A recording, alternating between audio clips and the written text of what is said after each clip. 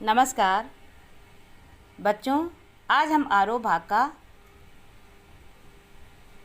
भाग 1 का पहला पाठ कबीर के पद पढ़ेंगे। कबीर के पद पढ़ने से पहले मैं आपको कबीरदासी के जीवन परिचय के बारे में आपको बताऊंगी।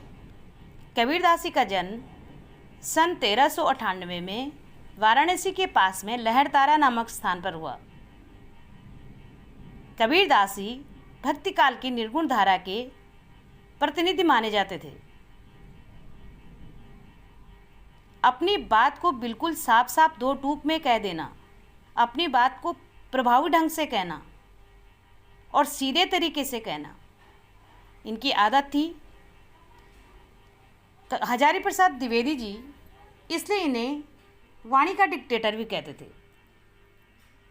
कबीर के जीवन के संबंध में अनेक प्रकार की किंवदंतियाँ,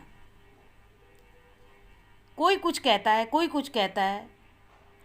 उन्होंने अपनी विभिन्न कविताओं में खुद को काशी का जुलाहा कहा है।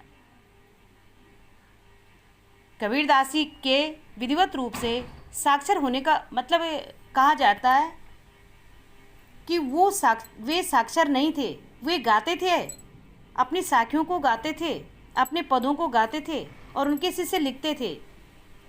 साक्षर होने का उनका कोई भी प्रमाण नहीं है। मसी कागद छुयो नहीं, इन्होंने अपने दोहे में कहा है, मसी कागद छुयो नहीं, कलम गाही नहीं हाथ। तो इस पंक्ति से लगता है कि इनके पढ़ने की साक्षर होने का कोई भी प्रमाण नहीं है। मैंने कभी कागज़ को छुआ ही नहीं है और कलम को कभी हाथ रखा ही नहीं है। मतलब ये निरक्षर थे, ये अपने पदों को गाते थे और इनके शिष्य उनको लिखते थे। उन्होंने समाज में जो भी देखा उसको क्या क्या अपने पदों में या अपने दोहों में गाया और इनके शिष्यों ने उसको लिख करके जनता तक पहुंचाया। उन्होंने किताबी ज्ञान के स्थान पर आंखों देखे सत्य पढ़ करके नहीं, बल्कि जो प्रत्यक्ष देखा वही लिख डाला। ये अपने अनुभव को ही प्रमुखता देते थे। इनकी रचनाओं में नाथों, सिद्धों, सूफी संतों का प्रभाव दिखाई देता है। धार्मिक कर्मकांड में जो भी आडंबर होता है उसके ये घोर विरोधी थे। जाति, धर्म, भेद, वर्ण, जो सांप्रदायिकता है, मनुष्य को बांटने की कोशिश करता है। उन्होंने इंसान को हमेशा प्रेम से रहने के लिए और सद्भाव से रहने के लिए समानता का समर्थन किया है कि सभी प्रेम से रहें, सद्भाव का, समानता का भाव अपनाएं। इस प्रकार कबीरदासी की जो रचनाएं हैं उसमें आपको सबसे प्रमुखता यही है, इन्होंने बीजक नाम का प्रमुख ग्रंथ की रचना की है जिसमें साखी, शबद और रामायणी संकलित हैं। इनकी मृत्यु 1518 में बस्ती के निकट में मगहर में मानी जाती है।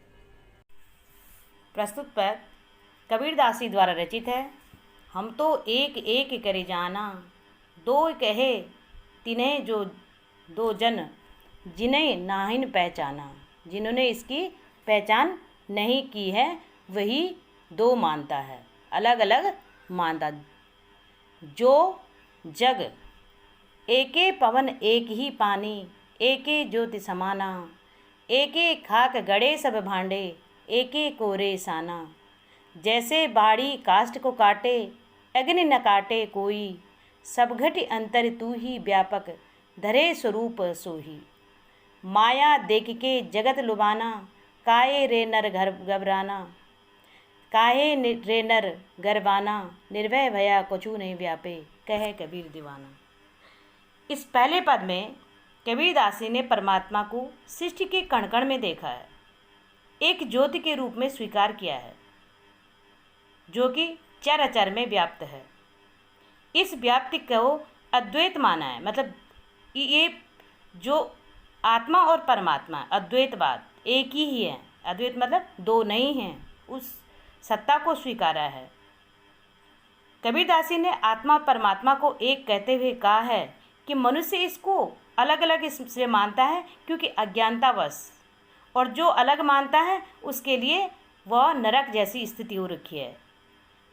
ईश्वर ने हमें संसार के लोगों को जो बनाया है, जिस प्रकार से कुम्हार एक ही चाक पर एक ही मिट्टी से सारे बर्तनों को अलग अलग आकार देता है, वैसे ही ईश्वर ने भी हमें मनुष्य को रंग रूप आकार प्रकार अलग दिया है, लेकिन सब एक ही ईश्वर की संतान है, एक ही ईश्वर के, क्योंकि परमात्मा सभी के हृदय में विद्यमान है।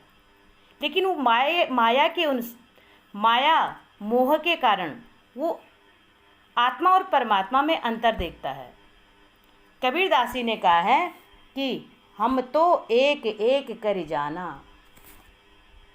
हमने ईश्वर को क्या कर दिया है, जान लिया है। एक एक मतलब एक ही ईश्वर है। आत्मा भी और ईश्वर भी दोनों ही परमात्मा के ही अंश हैं। मैंने ईश्वर के अद्वैतवाद को पहचान लिया है। दो ही कहे तिन्हें दो जग। जो ईश्वर को और आत्मा को अलग मानता है, आत्मा और परमात्मा को अलग मानता है, जो दो जग उसे नरक की स्थिति है। दो जग मतलब नरक की स्थिति में है। जिन नाहिन पहचाना, जिन्होंने ईश्वर का क्या नहीं किया है, पहचान नहीं की है, ईश्वर को और आत्मा को क्या किया है, अलग अलग बताया है, वास्तविकता को नहीं समझ पाए हैं। ईश्वर ने एक ही पवन एक ही पानी एक ही ज्योति समाना। एक ही पानी है, एक ही पवन है और एक ही हमें क्या मिलता है, प्रकाश मिलता है। वह उन सभी में ईश्वर हैं। एक ही खाक गड़े सब भांडे, एक एक कोरा साना। कोरा मतलब कुम्हार, साना मतलब एक साथ मिल कर के। कोरा कुम्हार, साना मतलब साथ मिला कर के सारे बर्तनों को क्या करता है, एक ही मिट्टी से बनाता है। एक ही चाक पर क्या करता है, खाक मतलब मिट्टी पर बनाता है और उनको सिर्फ क्या करता है, अलग अलग प्रकार से आकार देता है, अलग अलग प्रकार से आकार देने की कोशिश करता है। वैसे ही एक ही ईश्वर की सभी संतान हैं, लेकिन उन्होंने सिर्फ उनके रूप रंग आकार प्रकार क्या है, अलग है। अब यहाँ पर जैसे बाड़ी काष्ठ को काटे अग्नि न काटे कोई। कबीरदास जी ने लकड़ी का उदाहरण देते हुए कहा है कि बढ़ई लकड़ी को काट सकता है, लेकिन अग्नि न काटे कोई। आग को कोई नहीं काट सकता है, आग को कोई भी नहीं काट सकता है। वैसे ही हमारा जो हमारी आत्मा है उसको कोई नहीं काट सकता है, लेकिन शरीर क्या हो जाता है, नश्वर है, वह नष्ट हो जाता है। आत्मा और आत्मा को कोई काट नहीं सकता है। जैसे लकड़ी से अग्नि निकलती है, लेकिन उस अग्नि को कोई नहीं काट सकता है। वैसे ही आत्मा में शरीर में आत्मा होती है। शरीर तो नश्वर है, लेकिन उसके अंदर जो आत्मा है वह हमेशा अमर रहती है। सब घट अंतर तू ही व्यापक। परमात्मा हरेक के हृदय में समान रूप से विद्यमान है। धरे रूप स्वरूप, भले ही उसने क्या कर रखे, अलग अलग रूप धारण कर रखा है। माया देख के जगत लुभाना, क्योंकि मनुष्य क्या करता है, ईश्वर को क्यों नहीं पहचान सकता है, क्योंकि माया के जाल में फंसा हुआ है। माया देख के जगत लुभाना, वो सिर्फ लोगों को, संसार को लुभाने की कोशिश कर रहा है। माया के जाल में फंस करके संसार को लुभाने की कोशिश कर रहा है। काहे रे नर गर्भाना, हे मनुष्य क्यों गर्व कर रहे हो। मनुष्य, ये शरीर तो क्या है, नश्वर है। आत्मा क्या है, परमात्मा है। क्यों इस पर घमंड करता है। निर्भय भया कुछ नहीं व्यापे। कि कबीरदासी कहते हैं कि यदि मनुष्य मतलब सच्चे मन से ईश्वर का दीवाना हो जाए, ईश्वर से प्रेम करे, तो कबीरदासी कहते हैं कि उससे संसार में किसी का भय नहीं होता है। जो सच्चे मन से ईश्वर का भक्त होता है, उसे संसार में किसी चीज़ से भय नहीं लगता है, उसको किसी प्रकार का भय नहीं होता है। कबीर ने आत्मा और परमात्मा को एक माना है। एक एक एक एक में यमक अलंकार है।